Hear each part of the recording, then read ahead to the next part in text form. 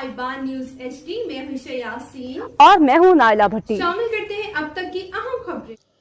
रुख करते हैं कराची का, जहां हाल ही में सिंध स्पोर्ट्स यूथ अफेयर के तावन से होने वाले कॉलेज स्कूल्स की सतह पर सिंध पिंक गेम्स मुनक्किद हुए, जिसमें टेबल टेनिस, एथलेटिक्स, जिसमें ज्यूलियन थ्रो, 100 मीटर रेस वगैरह को शामिल किया गया, जिसमें गर्ल्स कॉलेज कोरंगी ढाई की तालबात ईमान, महक, निदा और सबा ने टेबल टेनिस और एथलेटिक्स के मुख्तलिफ इवेंट्स में पहली, दूसरी और तीसरी पोजीशन हासिल की।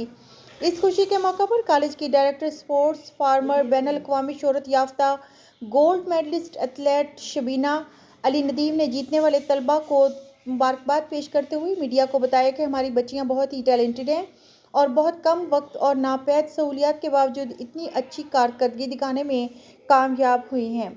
मैं अल्लाह ताला की बहुत शुक्रगुजार हूँ कि सिंध पिंक गेम्स में पोजीशन हासिल करने वाली तालबात ने मीडिया को अपने इंटरव्यू में बताया कि हमारी खुशनसीबी है कि हमारी कोचिंग कॉलेज की डायरेक्टर फिजिकल एजुकेशन और पाकिस्तान की साबिक international athlete madam Shabina Ali Nadeem की ज़ेरे निगरानी हम कोचिंग हासिल कर रहे हैं।